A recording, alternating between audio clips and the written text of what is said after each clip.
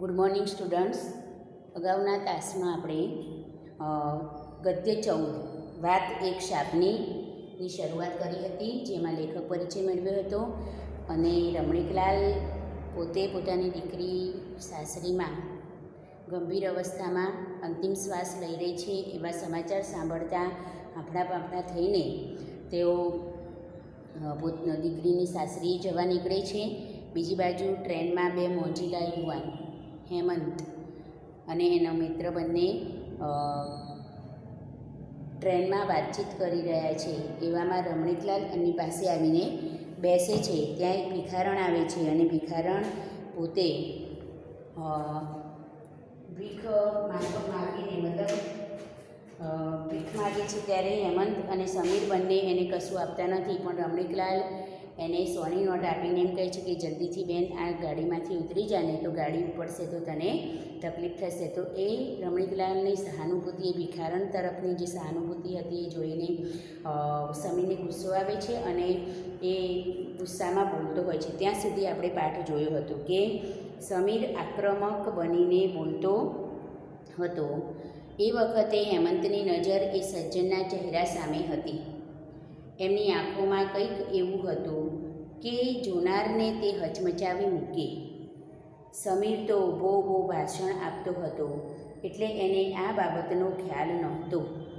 હેમંતે ઊભા થઈને એના ખભે હાથ મૂક્યો અને એને નીચે બેસાડ્યો. એ વૃદ્ધના ચહેરા પર નજર પડી કે તરત જ સમીર પણ મૂંગો થઈ ગયો. એટલે સમીર તો પેલા ભિખારણને 100 રૂપિયા રમણીકલાલે આપ્યા, એ આપતા જોયા એટલે બસ એના જ ગુસ્સામાં એને આ વૃદ્ધની પરિસ્થિતિ કેવી છે, કે એના મોં પર કેવા ભાવ છે એને જોયા નહોતા.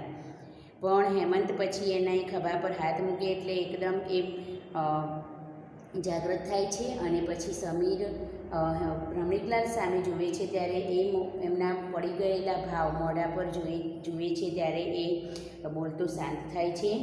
અને એમને રમણીકલાલ હવે મારી દીકરી વેરાવળમાં છે. રમણીકલાલ કહે છે જીવન મરણ વચ્ચે ઝોલા ખાય છે. મારી દીકરી એમ કે વેરાવળમાં છે અને એ આજે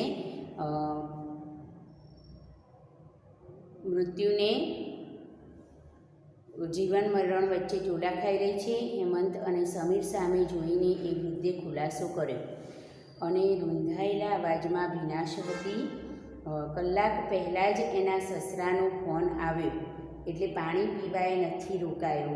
28 વર્ષની મારી દીકરી દાઝી ગઈ છે. એટલે એ વૃદ્ધ પોતે શાંતિથી પેલો સમીર જે એમના ઉપર ગુસ્સો વ્યક્ત કરતો હતો એમની સામે જોઈને બંને યુવાનોને ઉદ્દેશીને હવે કંઈક પોતાની વ્યથા એમને સંભળાવવા માગે છે. એટલે કહે છે કે મારી દીકરી વેરાવળમાં આજે જીવન મરણ વચ્ચે ઝોલા ખાઈ રહી છે અને જીવનના અંતિમ શ્વાસ લઈ રહી છે. એના સસરાનો ફોન આવ્યો તો હું અત્યારે એમ કે પાણી પીવા પણ રોકાયો નથી અને વેરાવળ જવા માટે નીકળ્યો છું.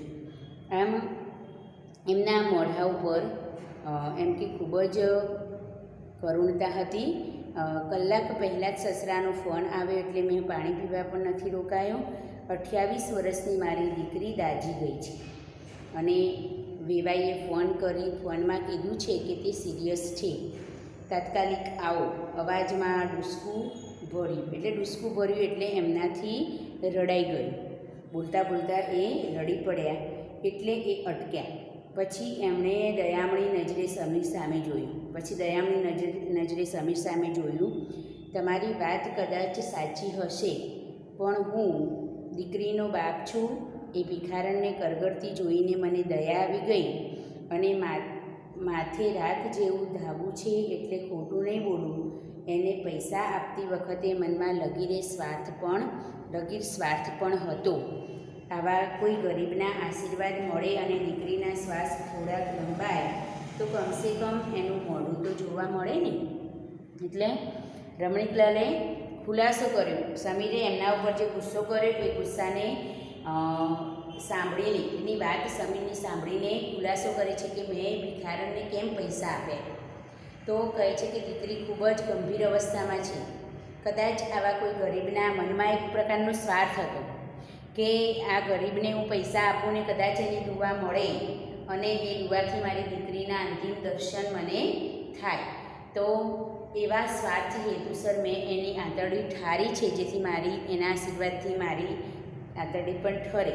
તો કહે છે કે મારી દીકરીને દુઆ મળી જાય તો કદાચ હું એનો શ્વાસ થોડીક વાર રોકાય તો હું એનું મોઢું જોઈ શકું, એવા સ્વાર્થ હેતુસર મેં એને પૈસા આપ્યા છે. એ કદાવર માણસ જાત ઉપર કાબૂ ન રાખી શકે અને ધ્રુસકે ધ્રુસકે રડી પડ્યો. ઠપકા ભરેલી નજરે હેમંત સમીર સામે જોઈ રહ્યો અને સમીરને પણ હવે પસ્તાવો થતો હતો. સમીર અત્યાર સુધી બધું કેટલું એ સંભળાવી દીધું હતું. એમને જ્યારે ભિખારણને 100 રૂપિયા આપ્યા ત્યારે સમીર એમના પર ગુસ્સે થઈને બધું સંભળાવી દીધું હતું. ખરેખર એને હવે આ વૃદ્ધની વાત સાંભળીને પસ્તાવો થાય છે. વાતાવરણ ગંભીર બની ગયું. કોઈ કશું બોલતું નથી. આઈ એમ વેરી સોરી. પોતાના થેલામાંથી પાણીની બોટલ કાઢીને સમીરે એમના હાથમાં આપી અને સાંત્વના આપી. વડીલ, ચિંતા ન કરો, ઈશ્વર સૌ સારાવાના કરશે. તમારી દીકરી બચી જશે. પછી ખરેખર એ રમણીકલાલનું જે દુઃખ છે એ દુઃખ સમીર સમજી શક્યો અને સમીરે પછી સાંત્વના આપતા કહ્યું કે ચિંતા ન કરો, ઈશ્વર સૌ સારાવાના કરશે. લમણે હાથ મૂકીને એ વૃદ્ધ ચિંતામગ્ન દશામાં જ બેસી રહ્યા. સમીરે આપેલી પાણીની બોટલ હજુ એમના હાથમાં જ હતી. એને પાણી નહોતું પીધું. વડીલ, પાણી. હેમંતે એમના ખભે હાથ મૂક્યો અને પાણી પીવા આગ્રહ કર્યો. પાણી તો હવે દીકરીનું મોઢું જોઈને જ પીશ. બાપનું હૃદય છે. જ્યાં સુધી પોતાના પર કે આપત્તિ ન આવે કે પોતાની જ્યાં સુધી અનુભવ ના થાય ત્યાં સુધી આપણે બીજાઓની લાગણીઓને સમજી શકતા નથી. આજે રમણીકલાલની અઢળક સંપત્તિ પણ એમના દુઃખને ઓછું કરી શકે એમ નથી. આજે દીકરી માટે જે એમના હૃદયમાં દુઃખ છે, દીકરીની હાલત જોઈને જે દુઃખ છે એ દુઃખને આજે એમની ધન સંપત્તિ પણ ઓછી કરી શકે એમ નથી. એક સમય એવો હતો કે જ્યારે એ બીજાના દુઃખને સમજવા તૈયાર નહોતા અને લખી જ્યારે પોતાના બાળકોને લઈને રોતી કકડતી એમના ઘરે આવી હતી ત્યારે એમને જરાય એમ કે એની વાત પર એમને ધ્યાન આપ્યું નહોતું. આજે એવી પરિસ્થિતિ એમમાં એ જ મુકાઈ ગયા છે કે આજે એમને ખરેખર એ બાબતનો ખૂબ જ પસ્તાવો મનમાં પણ થતો હશે. તો અહીંયા લમણે હાથ મૂકીને ચિંતામગ્ન અવસ્થામાં તેઓ બેઠા છે. સમીરે આપેલી પાણીની બોટલ પણ હાથમાં જ હતી. ત્યારે હેમંત એમને પાણી પીવા માટે આગ્રહ કરે છે. ત્યારે એ કહે છે કે હવે તો હું પાણી ત્યારે જ પીશ જ્યારે દીકરીનું મોં જોઈશ. તમે તો સમજદાર છો મુરબ્બી. દીકરીની ચાકરી કરવા માટે પણ શરીરમાં તાકાત રાખવી પડશે ને. તમે તો સમજદાર છો. જો દીકરીના ગમમાં કે દીકરીના દુઃખમાં વ્યથિત થઈને આ રીતે તમે એમ કે પાણી નહીં પીવો તો તમે જ કમજોર પડી જશો અને તમે જ કમજોર પડી જશો તો પછી કેવી રીતે ચાલશે? દીકરીની સેવા કરવા માટે તમારે હિંમત તો રાખવી પડશે ને. તો હિંમત ક્યાંથી આવશે? એમ કરીને હેમંત એમને સમજાવે છે. આમ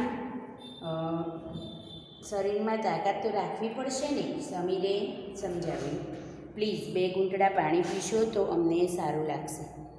અને બંને ખરા હૃદયથી આગ્રહ કરી રહ્યા હતા. એ જોઈને એ વૃદ્ધે પાણીની બોટલ બાજુમાં મૂકી, 2 હાથ જોડીને આંખો બંધ કરીને ગરદન ઊંચી કરીને જાણે ઈશ્વરની માફી માગી અને એ પછી 3-4 ઘૂંટડા પાણી પીધું. બહાર ઘનઘોર અંધકાર હતો. ટ્રેન સડસડાટ આગળ વધતી હતી. જીવન મરણ વચ્ચે ઝોલા ખાવા તો અનિશ્ચિત સ્થિતિ હોવી. જીવન મરણ વચ્ચે ઝોલા ખાવા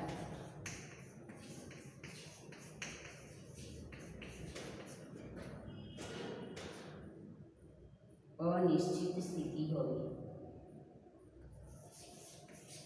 જીવન મરણ વચ્ચે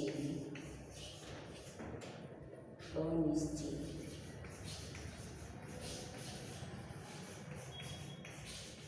સ્થિતિ હોવી.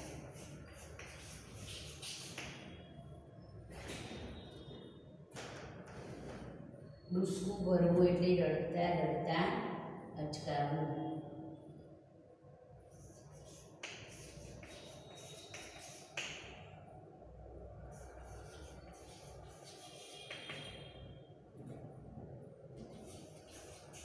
રડતા રડતા અચકાવવું.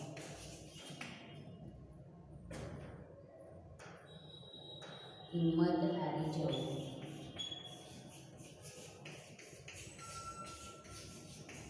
હિંમત હારી જવું તો નિરાશ થઈ જવું. નિરાશ થઈ જવું.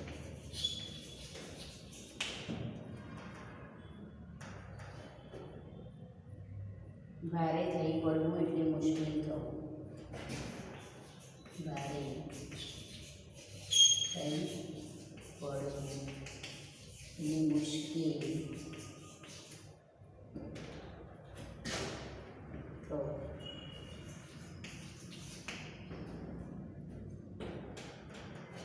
ઘડીના છઠ્ઠા ભાગમાં એટલી તરત જ ઘડીના છઠ્ઠા ભાગમાં એટલી તરત જ. તો અહીંયા એમને પાણી તો સમીર અને હેમંતના સમજાવવાથી પાણીના 3-4 ઘૂંટડા ભર્યા. બહાર ઘનઘોર અંધકાર હતો એટલે રાત્રિનો સમય હતો અને ટ્રેન સડસડાટ આગળ વધતી હતી. 5 મિનિટ સુધી કોઈ કશું બોલ્યું નહીં. ત્રણેય ચૂપચાપ બેસી રહ્યા હતા. એ જ વખતે એ વૃદ્ધના ખિસ્સામાં મોબાઈલ રણક્યો. 5 મિનિટ કોઈ કશું બોલ્યું નહીં અને પછી એ જ સમયે શાંત વાતાવરણમાં જ મોબાઈલ રણક્યો. એમણે ખિસ્સામાંથી મોબાઈલ બહાર કાઢ્યો. સ્ક્રીન ઉપર નજર કરીને પાછો ખિસ્સામાં મૂકી દીધો. જોયો કોનો ફોન છે અને પછી ઉઠાવ્યો નહીં. થોડી વારે ફરી રિંગ વાગી, પછી મોબાઈલ શાંત થઈ ગયો. થોડી વાર રિંગ વાગી, પછી રિંગ વાગતી પણ બંધ થઈ ગઈ. કોનો ફોન હતો? હેમંતે પૂછ્યું. તો એમને કોઈ વેવાઈનો. તેમણે ઉત્તર આપ્યો. તો પછી વાત કેમ ના કરી? હિંમત હારી ગયો છું દીકરા. વાત કરી શકું એવી મારામાં તાકાત નથી. મનમાં ડર છે એક પ્રકારનો કે હું વાત કરીશ અને માઠા સમાચાર આપશે તો, એટલે એમને વાત કરી નહીં. વૃદ્ધના અવાજમાં ધ્રુજારી હતી. રખેને કંઈક એવા સમાચાર આપી દે તો વેરાવળ સુધી રસ્તો કાપવાનું ભારે પડી જાય. નહીં ને કંઈક એવા સમાચાર આપી દે તો વેરાવળ સુધી પહોંચવું મુશ્કેલ બની જાય. ભારે થઈ પડવું એટલે મુશ્કેલ થવું. તો વેરાવળ સુધી પહોંચવાનું ભારે પડી જાય. B positive. હકારાત્મક વિચારો. ઈશ્વર ઉપર શ્રદ્ધા રાખો. હિંમત હારીને શું ફાયદો? આપણને કોઈનું કાંઈ બગાડ્યું ના હોય તો પછી ખરાબ થશે એવું શા માટે વિચારો છો? આપણે કોઈનું કશું બગાડ્યું ના હોય તો શું કામ ખરાબ થશે એવું વિચારો છો? એમ કરી સમજાવે છે, હિંમત આપે છે. સમીરે સમજાવ્યું. મારું મન કહે છે કે તમારી દીકરીને કંઈ નહીં થાય. 5-6 દિવસમાં હસતી રમતી થઈ જશે. એ વખતે મને યાદ કરજો. કોઈ પણ વ્યક્તિ જ્યારે દુઃખમાં હોય ને આપણે એને સાંત્વના આપતા હોઈએ ત્યારે આપણે પણ એ જ સલાહ આપતા હોઈએ કે ચલો શાંત થઈ જાઓ, નહીં થાય, સારું થઈ જશે. હા, પણ કર્મ જેવા કર્યા છે એનું ફળ તો આપણે ભોગવવું જ રહ્યું. એટલે સમીર કહે છે કે આપણે કોઈનું ખરાબ કર્યું નથી તો આપણું કોણ ખરાબ કરશે? એમ કરીને એમને સમજાવે છે. પણ એમને ખરાબ કર્યું છે કે નથી કર્યું એ તો એ પોતે જ જાણે છે. સમીર આત્મવિશ્વાસથી બોલતો હતો. એ વખતે વૃદ્ધ એકીટસે સમીરના ચહેરા સામે તાકી રહ્યા હતા. મારા પાપની સજા મારી દીકરીએ ભોગવવી પડી. પોતે જીવનમાં શું કર્યું છે ને શું નહીં એનો અત્યાર સુધી એમને અહેસાસ નહોતો. પણ પછી એમના જીવનમાં જ્યારે જ્યારે આવા દુઃખ આવવા માંડ્યા ત્યારે એમને બીજાના દુઃખની કિંમત સમજાઈ. એટલે કહે છે કે મારા પાપની સજા મારી દીકરી ભોગવી રહી છે. એકાદ મિનિટના મનોમંથન પછી એમણે મોઢું ખોલ્યું એટલે બોલવાનું શરૂ કર્યું. ગુનો મેં કર્યો અને સજા એ બાપડીને મળી. હજુ 4 મહિના પહેલાં જ વિધવા થઈ છે. 4 મહિના પહેલાં જ એનો પતિ એમ કે મૃત્યુ પામ્યો, જેનો પતિ મૃત્યુ પામ્યો હોય એવી સ્ત્રી તો વિધવા. જોતા વેત આંખને ઠારે એવો જુવાન જોત જમાઈ ઘડીના છઠ્ઠા ભાગમાં. આપણને જોતાને વેત આપણી આંખને સાંત્વના મળે એવો જુવાન એવો જમાઈ, એમ કે હટ્ટો જમાઈ હમણાં થોડા સમય પહેલાં જ, એમ કે 4 મહિના પહેલાં જ મૃત્યુ પામ્યો હતો. નહોતો થઈ ગયો એટલે કે આ દુનિયામાં હવે રહ્યો નથી. હજુ એ ઘાની કળ વળે પહેલાં આ કઠણાઈ આવી. એ ઘામાંથી હજી બહાર આવી નથી. કળ વળવી એટલે આઘાતમાંથી બહાર આવવું. તો હજુ તો એ કળ વળી નથી, એ આઘાતમાંથી બહાર નીકળ્યા નથી અને કરમની આ બીજી કઠિનાઈ આવી પડી. અર્ધ મીચેલી આંખે એ બબડી રહ્યો હતો. અર્ધ મીચેલી આંખે બેસુદ અવસ્થામાં જાણે બોલતા હોય એમ બોલી રહ્યા હતા. હેમંત અને સમીર સ્તબ્ધ બનીને એની સામે સહાનુભૂતિપૂર્વક તાકી રહ્યા હતા. હેમંત અને સમીર બંને જાણે એમની સહાનુભૂતિ, એમના ઉપર સહાનુભૂતિ દર્શાવતા હોય એવા ભાવથી એમને જોઈ રહ્યા હતા.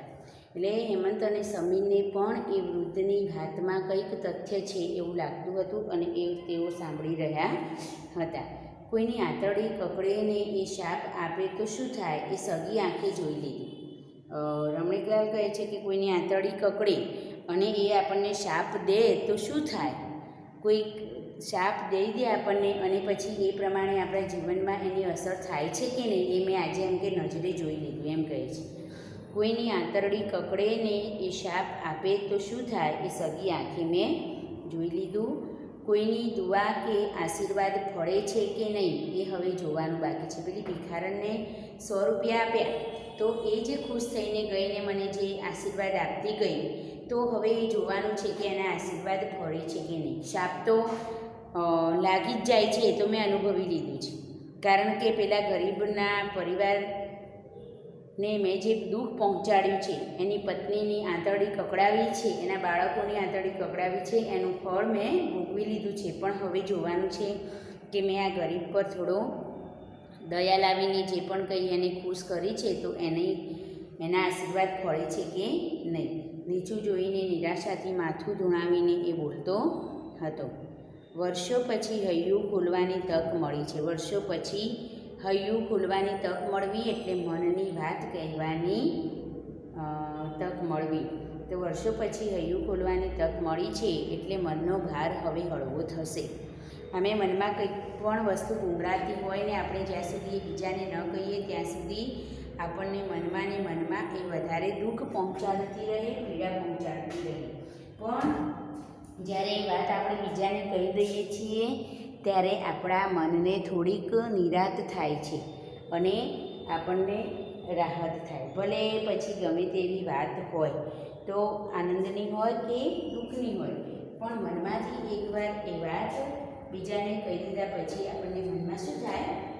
થોડીક રાહત થાય. એટલે અહીંયા કહે છે કે જાણે હવે મારે એમ કે જોવાનું છે કે કોઈના આશીર્વાદ ફળે છે કે નહીં. નીચું જોઈને નિરાશાથી માથું ધૂણાવીને બોલતો હતો. વર્ષો પછી હૈયું ખોલવાની તક મળી છે એટલે મનનો ભાર હવે હળવો થશે, પાપ ધોવાશે. મનની અંદર પારાવાર પસ્તાવો તો ઘણીવાર થાય છે, પણ એ પીડા ઠાલવવી ક્યાં?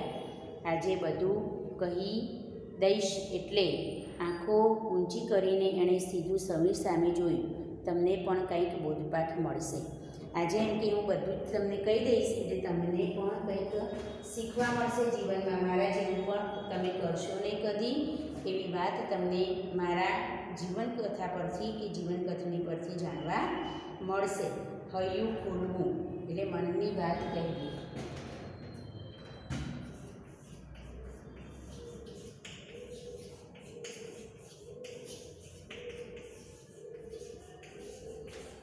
મનની વાત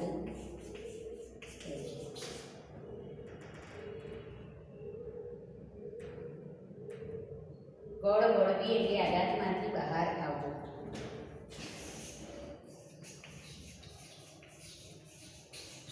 કળ વળવી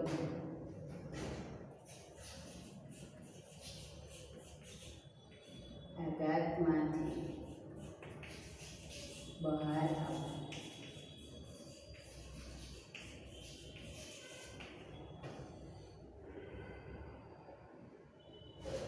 પીડા ઠાલવવી એટલે વ્યથા કહેવી. પીડા ઠાલવવી વ્યથા કહેવી.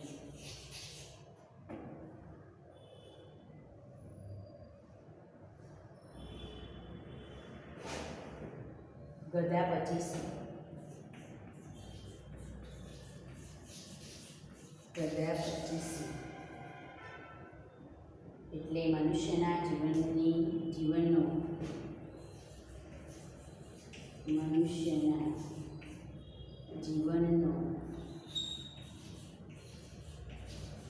જીવનના શરૂઆતના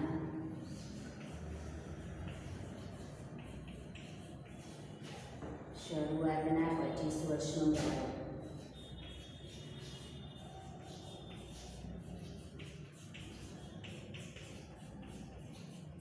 25 વર્ષનો ગાળો જેમાં મૂર્ખામી ભર્યા કામ કર્યા હોય. જેમાં મૂર્ખામી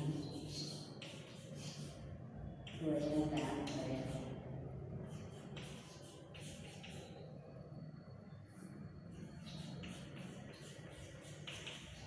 જેમાં મૂર્ખામી ભર્યા કામ કર્યા હોય. આપણે જુવાનીના જોશમાં યુવાનો બધું સાચું ખોટું શું છે એ ભૂલી જતા હોય છે અને એ પ્રમાણે વર્તતા હોય છે.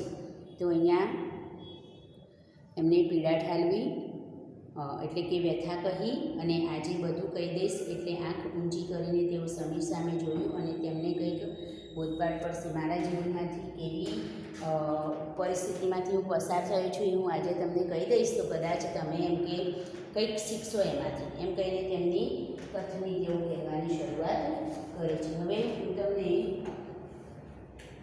હોમવર્કમાં મારે તમને એક નિબંધ જે આપવાનું છે લખવા માટે એની થોડીક વાત કરી લો કે નિબંધ છે લાગવક એ જ લાયકાત.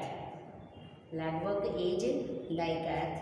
તો આપણે એના જે મુદ્દા છે એ મુદ્દા લાગવકના ક્ષેત્રો, લાગવકના ગેરફાયદા અને પ્રસ્તાવના, પછી લાગવકના ક્ષેત્રો, લાગવકના ગેરફાયદા અને ઉપસંહાર આ રીતે તમારે લખવાનું છે. કે આજે આપણે જોઈએ છીએ કે જ્યાં જોઈએ ત્યાં લાગવક ચાલે છે. કોઈ પણ કાર્ય આપણે કરાવવું હોય, કોઈ પણ કામ કરાવવું હોય તો લાગવક વગર થઈ શકતું નથી.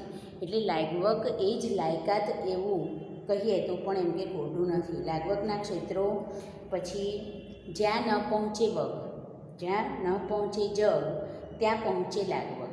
જ્યાં ન પહોંચે જગ ત્યાં પહોંચે લાગવક. લાગવક તારા લાંબા પગ ચલાવી જાણે તે જીતે જગ. લાગવક તારા લાંબા પગ ચલાવી જાણે તે જીતે જગ. આ રીતે તમે એની શરૂઆત એમ કે પંક્તિથી કરી શકો કે જ્યાં ન પહોંચે જગ ત્યાં પહોંચે લાગવક.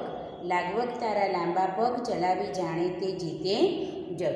આજના સમયમાં જ્યાં જુઓ ત્યાં લાગવક જોવા મળે છે. કોઈ પણ બાળકને આપણે અભ્યાસ કરવા મૂકવું હોય તો બાળકને જ્યારથી બાળ મંદિરમાં મૂકવા જઈએ ત્યારથી જ આપણે એડમિશન માટે એને લાગવક ચલાવવી પડે છે. આપણી પાસે પૈસા હોય પણ કોઈની ઓળખાણ ન હોય તો કદાચ ઓળખાણવાળો પહેલાં ફાવી જાય છે એમાં.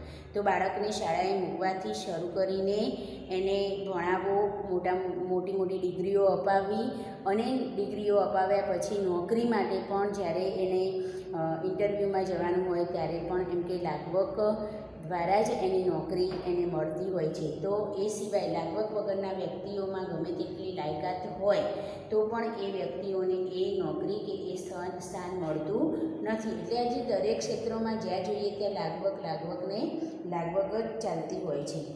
લાગવકની શરૂઆત બાળક ભણી રહ્યા પછી નોકરી માટે જ્યારે જાય ત્યારે નોકરી મળ્યા પછી પણ બદલી કરાવવા માટે, પછી બઢતી મેળવવા માટે, રજાઓ મંજૂર કરવા માટે અને લાગવક જ કામ લાગે છે. બાળક અભ્યાસ કરે છે ત્યાંથી માંડીને અભ્યાસ કરી લે ત્યાર પછી જ્યારે નોકરીની જરૂર પડે ત્યારે, પછી નોકરી મેળવ્યા પછી પણ રજાઓ મંજૂર કરાવવા માટે, પગાર વધારા માટે કે બઢતી માટે કે કોઈ પણ બદલી કરાવવા માટે, મનગમતા સ્થળે જવા માટે આ બધી જ બાબતોમાં લાગવક એમ કે ખૂબ જ મહત્ત્વનો ભાગ ભજવે છે. પ્રત્યેક ક્ષેત્રમાં અદૃશ્ય હવાની જેમ લાગવક એમ કે પ્રસરી રહી હોય છે અને વાવાઝોડુંની જેમ એ કામ કરી જાય છે. બેંકમાંથી લોન મેળવવી હોય કે વીમા પોલિસી આપણી વીમાની પાકેલી રકમ મેળવવી હોય કે કાયદેસરનું પેન્શન આપણે મેળવવાનું હોય કે બદલી કરાવવા કે બદલી થતી અટકાવવા માટે કે પસંદગીનું મકાન ખરીદવા માટે કે મકાનના પ્લાન મંજૂર કરાવવા માટે, સિનેમાની ટિકિટો મેળવવા માટે કે મોટી મોટી ચૂંટણીઓમાં ઉમેદવાર તરીકેની ટિકિટ મેળવવા માટે, કોન્ટ્રાક્ટ મેળવવા માટે કે મંદિરના ગર્ભગૃહમાં જઈને દર્શન કરવા માટે, ત્યાં સુધી કે ભગવાનના દર્શન કરવા સુધીમાં પણ લાગવક મહત્ત્વનો ભાગ ભજવે છે. જન્મ મરણનો દાખલો મેળવવાનો હોય તો પણ લાગવક જરૂરી છે. અને આજે આપણા દેશમાં આપણે જ્યાં જોઈએ ત્યાં દરેક ક્ષેત્રમાં દરેક કાર્ય કરાવવામાં લાગવક જ મહત્ત્વનો ફાળો ભજવે છે. જેની પાસે લાગવક છે એવા વ્યક્તિઓ જ આગળ પોતાનું કામ આસાનીથી પાર કરી શકે છે. પછી આજે આપણા દેશમાં સમાજમાં સર્વત્ર લાગવકનું જોર વધી ગયું છે. એના કારણે અધિકારી લોકો એ નબળાઈને બરોબર પારખી ગયા છે અને તેથી ઘણીવાર કાયદેસરનું કામ હોય તે પણ ગેરકાયદેસર પદ્ધતિથી એમ કે કરાવવામાં આવે છે અને લાગવક એ જ લાયકાત બની ગઈ છે. આમ તંદુરસ્ત સમાજની નિશાની નથી. જ્યાં લાગવકથી કામ થતા હોય એ તંદુરસ્ત સમાજની નિશાની નથી. કોઈ પણ માણસ પોતાની લાયકાત પ્રમાણે એ કાર્ય કરવા માટે તૈયાર હોય, પરંતુ એની પાસે જો લાગવક ન હોય તો તે કામ કરી શકતો નથી, તે પદવી મેળવી શકતો નથી. તો જેને કારણે યોગ્ય કાર્ય થતું નથી. હવે લાગવકથી જે લોકો કાર્યક્ષેત્રમાં કોઈ પણ કાર્યક્ષેત્રમાં જોડાય છે તો એમનામાં આવડત હોતી નથી, તો પણ તેઓ એ કાર્યક્ષેત્રમાં જોડાયા પછી એ કાર્યભાર સારી રીતે સંભાળી શકતા નથી. એવું બની શકે, કેમ કે જે લોકોમાં લાયકાત છે પરંતુ એમની પાસે લાગવક નથી, એવા લોકોને લાગવકના અભાવે કે ઓળખાણના અભાવે એમને એ જોબ મળતી નથી અને પોતાની આવડત હોવા છતાં એ કાર્ય કરવા માટે તેમને પસંદગી કરવામાં આવતી નથી. જ્યારે બીજા જેની પાસે લાગવક છે એવા લોકોને આવડત ન હોવા છતાં પણ એમને એ ક્ષેત્રમાં જોઈન્ટ થાય છે અને પરિણામે તેઓ તે જગ્યાએ બેસીને એમની જે વ્યવસ્થા કે જે કાર્ય કરવાનું છે એને સારી રીતે સંભાળી શકતા નથી. આ રીતે આપણે જોવા જઈએ તો લાગવકને કારણે ઘણું બધું એમ કે નુકસાન પણ ભોગવવું પડતું હોય છે. અને એટલે આજે જ્યાં જોઈએ ત્યાં લાગવક એ જ લાયકાત, લાગવકથી ગમે તેવો વ્યક્તિ બિન આવડતવાળો હોય તો પણ એ પોતે કોઈપણ કાર્યક્ષેત્રમાં જોડાઈ શકે છે અને આજે લાગવકનું જ જોર સર્વત્ર વધી રહ્યું છે. માટે આપણે શું કરવાની જરૂર છે તો પાયાથી ટોચ સુધી, પાયાથી શરૂઆતથી જ જ્યાં લાગવક શરૂ થાય છે ત્યાંથી જ સમાજમાં જાગૃતિ લાવીને એને અટકાવવાની જરૂર છે. અને જો દેશ આવી રીતે એમ કે લાગવકથી જ ચાલશે તો ક્યારેય વિકાસ કરી શકશે નહીં. એ બાબતને આપણે પણ સમજવાની છે અને લોકોને પણ સમજાવવાની છે. અને કાર્યદક્ષ વ્યક્તિઓના હાથમાં વહીવટ આવી નહીં શકે તો કદાચ દેશનો વિકાસ પણ થઈ શકશે નહીં. સમાજમાં નૈતિક મૂલ્યો પણ જળવાશે નહીં અને ભ્રષ્ટાચારને લાંચ રૂશ્વત જેવા દૂષણો એમ કે બેફામ ફૂલશે ફાલશે. અને બિનકાર્યદક્ષ શિક્ષક બાળકને શું શીખવી શકે? જો આવડત ના હોય તો શિક્ષક એક લાગવકથી એ ક્ષેત્રમાં જોડાયો હોય તો એ બાળકને કશું શીખવી શકવાનું નથી. એટલા માટે દેશના વિકાસ માટે અને દેશને અધોગતિના પંથે જતો અટકાવવા માટે આ સમાજમાં જે લાગવક છે, લાગવકથી જે પણ કંઈ ચાલી રહ્યું છે એને ખરેખર અટકાવવું ખૂબ જરૂરી છે. માટે સમાજમાં જાગૃતિ લાવવી જરૂરી છે અને જે લોકો યોગ્યતા ધરાવે છે એવા લોકો જ આ કાર્યક્ષેત્રમાં જોડાશે તો જ દેશનો વિકાસ થશે. બરાબર? તો આ રીતે તમારે લાગવક એ જ લાયકાત નિબંધ લખવાનો છે. બાકીનો પાઠ આપણે પછીના વિડીયોમાં જોઈશું. Okay, thank you.